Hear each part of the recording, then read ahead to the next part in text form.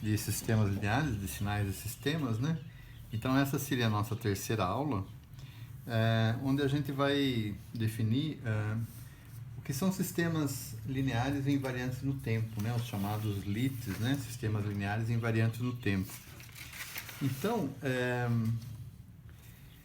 falaremos sobre essas duas propriedades de sistemas que são muito importantes, né?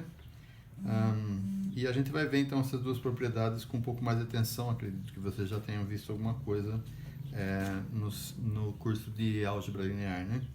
Então, para um sistema ser linear, o primeiro requisito é, digamos, que se entra uma entrada, vamos supor um sistema invariante, né? Um sistema linear de tempo discreto, que se entra uma entrada x1 de n, né? O sistema então processa essa entrada e vai sair uma saída y de n, né? Então, para que um sistema seja linear, significa que se eu pegar essa entrada aqui, x1 de n, né? Multiplicar por um escalar alfa, né? Ou seja, alfa x1 de n, e o sistema vai e processa essa entrada, a saída tem que ser a vezes y1 de n, né? Ou seja, a entrada para um x1 de n, que acontece sendo y de n, para quando você pega essa mesma entrada e multiplica por um escalar a saída tem que ser a y de n. Tá? Então, sempre que eu multiplico por um escalar, a saída, ou seja, quando entra ax1 de n, tem que sair y1 de n também. Tá? Agora, vamos dar um exemplo, né, de como que isso pode ser na prática, né, explicado, né? Digamos que eu tenha um sistema desse tipo aqui, né? Um sistema que seja um transdutor de pressão, né? E esse transdutor de pressão, então ele vai receber uma pressão, né? Lógico, né? Ele vai ter um sensor lá. Esse sensor vai receber uma pressão no sistema, do encanamento, por exemplo, né? E essa pressão, então, vai ser processada pelo transdutor e tal. E a saída é uma saída em tensão, digamos assim, né? Ou em corrente, talvez, né? Não sei, né? Estou supondo, né? E a saída seja 3e elevado a P1 de n mais 1, tá? Então, essa minha saída vai ser o y de n. Repare que eu não estou falando de linearidade, isso aqui não é uma função linear, mas eu estou definindo sistema linear, tá? Isso significa que se eu pegar essa mesma pressão aqui e multiplicar por um A, por exemplo, se aqui for 3 bar, né, ou 3 milibares, por exemplo, né, se eu multiplicar por 4 vezes 3, 12 milibares, aqui vai ter que, a saída vai ser que ser 12 vezes 3e elevado a P1 de n mais 1, que é o y1 de n, né? Então,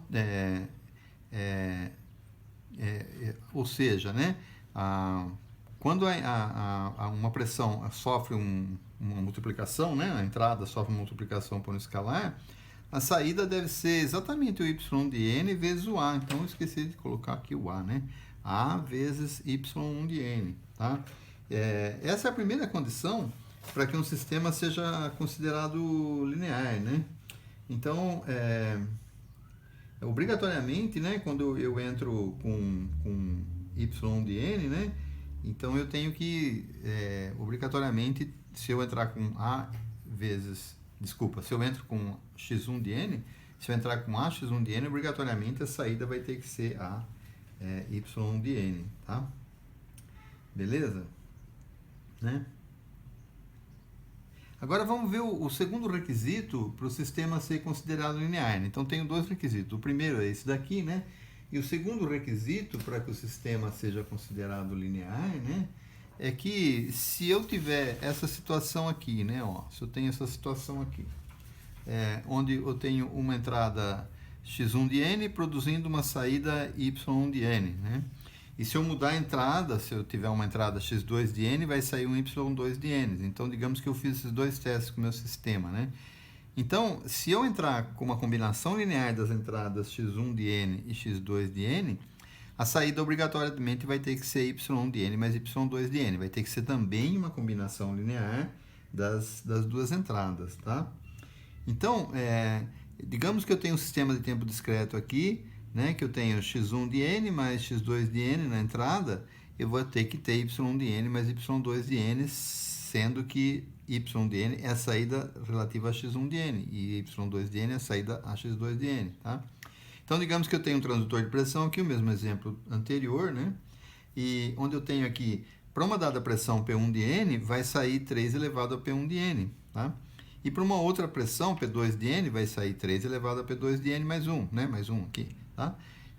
Digamos que agora eu coloque a soma dessas duas pressões, né? P1 de N mais P2 de N. Essas duas pressões vão entrar no sistema, ele vai fazer processamento, né?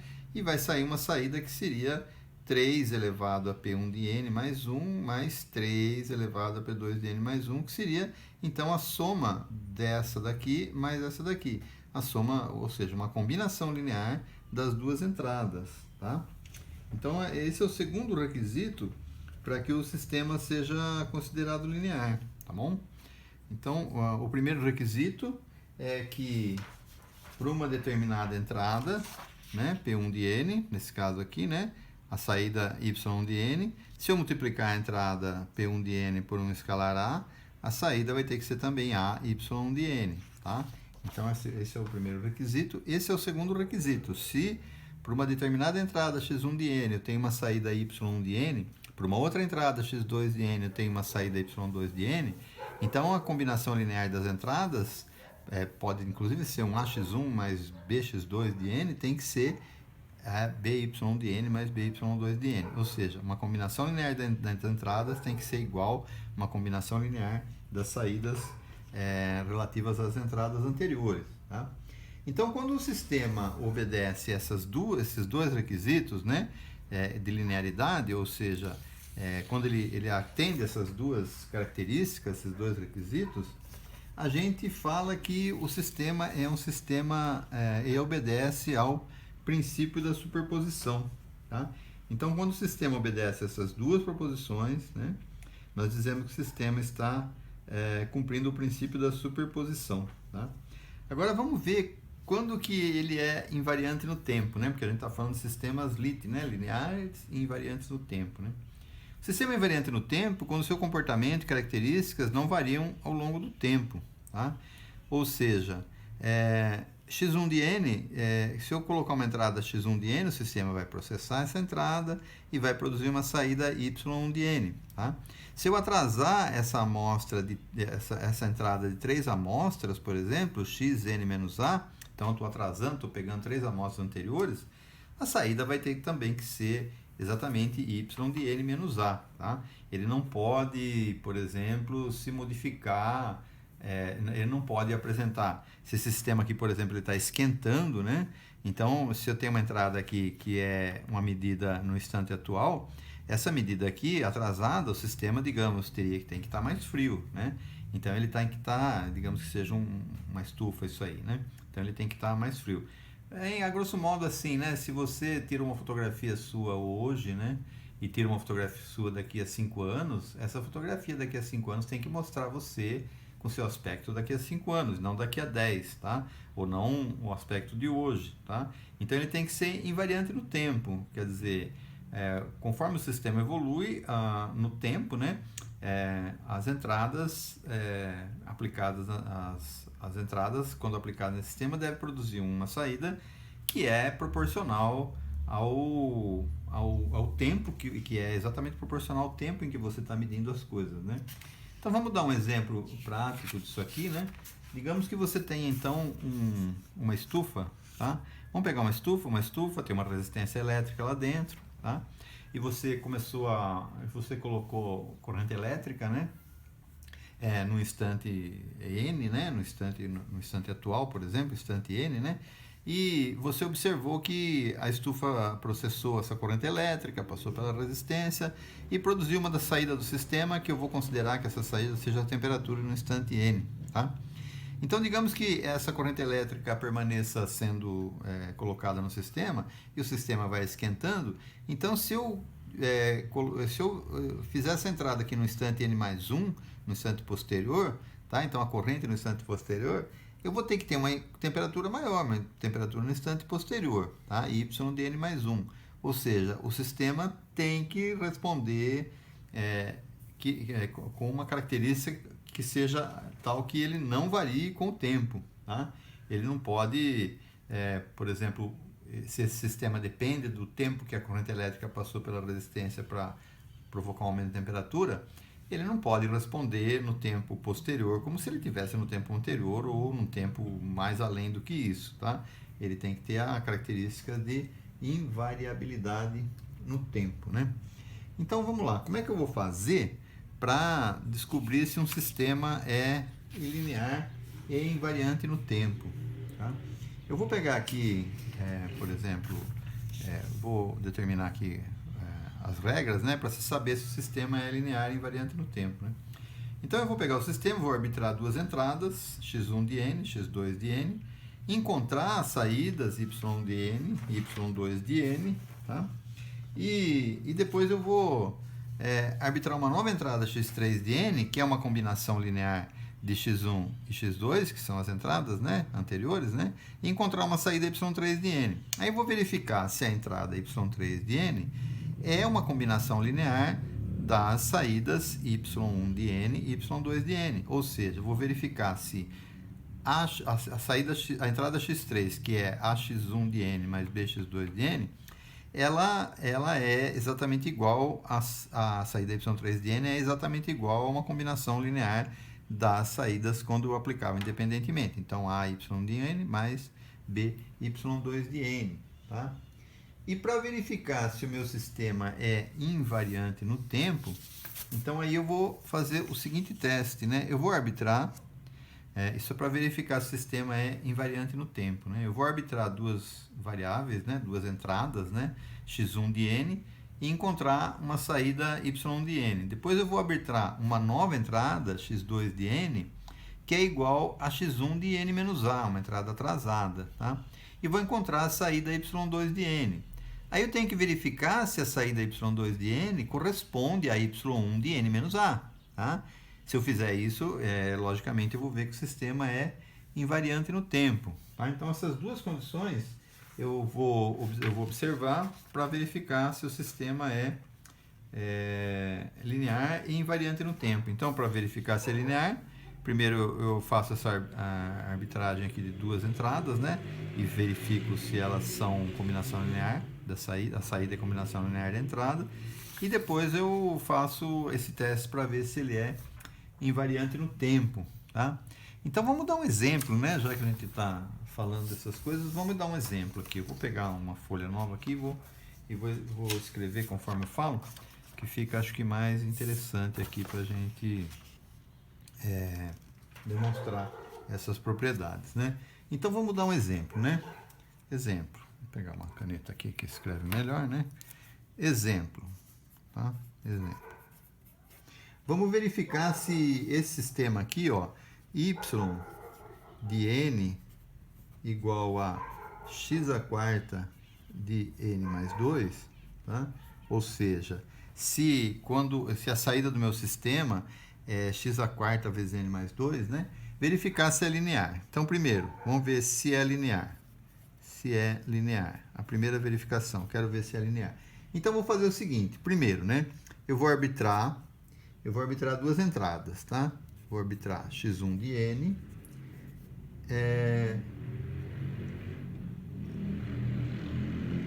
E a hora que eu coloco x1 de n no sistema, ele vai dar x1 à quarta de n mais 2, tá?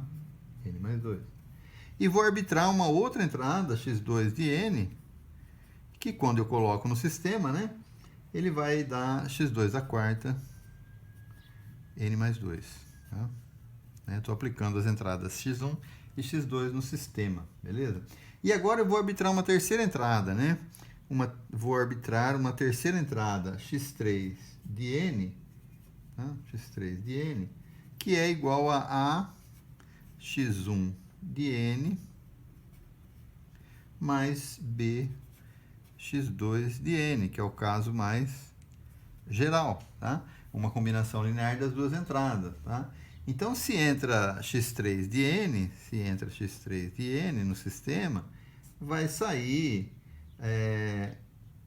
x3 à quarta, né, de n mais 2, tá? N mais 2. Então, o que eu vou fazer? Eu vou substituir no lugar do x3, tudo isso aqui, né? AX1 de N mais BX2 de N, né? Então, eu vou substituir lá e vou verificar. Então, vai ficar assim, AX1 de N mais BX2 de N, tá? Elevado à quarta, tá? Desculpa, né, pessoal? Acho que eu fiz coisa errada aqui, né? Eu vou arbitrar o AX1, agora eu vou colocar no lugar do, né? Então vai ficar assim, né? Vai ficar AX1 de N mais 2, né? De N mais 2, mais BX2 de N mais 2, tá? Esqueci de colocar aqui o mais 2, né? Mais 2, tá? Mais 2. E isso daqui, então, é o Y3 de N, tá? É o Y3 de N. Tá? Eu vou verificar se Y3 de N é a combinação linear de Y1, ou seja, eu vou verificar se isso aqui é igual a AX1. E tudo isso aqui é a quarta, né, pessoal? Tudo isso aqui é a quarta. Então, eu vou verificar se isso aqui é igual a AX1 a quarta de N mais 2, mais BX2 a quarta de N mais 2, tá? Então, a hora que eu olho essas duas igualdades assim, né? Vou escrever direito aqui, vou escrever um pouco mais, né? Eu vou verificar aqui se a x1 de N mais 2, mais BX2 de N mais 2, tudo isso aqui elevado à quarta, eu vou querer ver se isso aqui é igual a x1 à quarta de N mais 2, mais BX2 à quarta de N mais 2, tá? Então, é óbvio, né, que isso aqui não vai ser igual, né? Porque para eu resolver isso aqui, eu vou ter que desenvolver isso aqui em produtos notáveis, né, do quadrado, né? E, logicamente, que essas coisas não vão ser iguais, né? São obviamente diferentes, né? Não precisa nem desenvolver, né? São obviamente diferentes, tá? Então, o sistema não é linear, tá? Então, para começar, o sistema não é linear. Agora, eu vou verificar se o sistema é invariante no tempo, tá? Então, agora vamos verificar se o sistema é invariante no tempo. Para isso, eu vou estabelecer aquele teste, né? Vamos verificar se ele é 2, né? Se é invariante no tempo. Invariante no tempo. Para isso, eu vou arbitrar uma entrada, né? Vou arbitrar uma entrada. Eu vou repetir o sistema aqui, né? Y de N igual a x à quarta de N mais 2. Tá? Aí, eu vou arbitrar uma entrada, né? Xn, x1 de N, tá? E vai sair um Y1 de N, tá? Vai sair um Y1 de N, que é igual a x1 à quarta de N mais 2, tá? Porque aquele lá é a entrada, né? Então, vamos arbitrar outra entrada, um x2 de N, e essa outra entrada vai produzir, ela vai ter que produzir x1 de N menos A, tá? Atrasada de N amostras, né? Essa outra entrada tem que ser, vamos ver, né? Então, o x2 de N, tá? Substituindo, né? Vai ficar y2 de N, que é igual a x2 à quarta de N mais 2, tá? Mas nós sabemos que, dá para ver aí, né? Sabemos que x2 de N é igual a x1 de N menos A, tá? Então, nós vamos substituir, então ficaria x2 à quarta de N menos 2, ou N mais 2, né? Igual a x1 à quarta de N mais 2 menos A, tá? Então, y2 de N é igual a x1 à quarta de N mais 2 menos A, tá? Então, nós verificamos que são iguais, né? São iguais. Então, y1 de N menos A é igual a x1 à quarta de N mais 2 menos A, tá? Mais 2 menos A. N 2 menos A. Aqui o argumento, né? Então, nós vemos que y, portanto, né? Portanto, y2 de n é igual a y1 de n menos A. Né? Então, desse modo, nós podemos concluir que o sistema é invariante no tempo. O sistema é invariante no tempo. Invariante no tempo. Então, apesar do sistema não ser linear, a gente verificou que ele é invariante no tempo. Tá? Vou pegar uma outra folha de papel aqui. Agora eu queria que, só para terminar, né? Eu queria que vocês exercitassem, então, essas coisas que a gente falou hoje, né? Revendo a aula, pegando o livro, observando, né? Como exercício, né? Como exercício, para vocês treinarem, eu gostaria de que vocês verificar se y de n igual a x de n mais 1 mais x de n mais 2 é linear e invariante no tempo. Tá? Então, vocês vão fazer todas aquelas contas lá que a gente fez, né? E calcular, né? E mostrar se o sistema é linear e invariante no tempo. Beleza, pessoal? Essa foi nossa terceira aula, então, do curso, né? E espero que vocês, então, resolvam esse exercício aí para ter isso claro. Vocês vão usar isso um pouco na teoria de controle, né? Nos sistemas de controle que vocês vão fazer no semestre que vem. E eu vou ficando por aqui, então. Espero que vocês tenham gostado da aula aí. E qualquer coisa que vocês precisarem, nós estamos à disposição no chat do Teams. Obrigado para vocês, hein?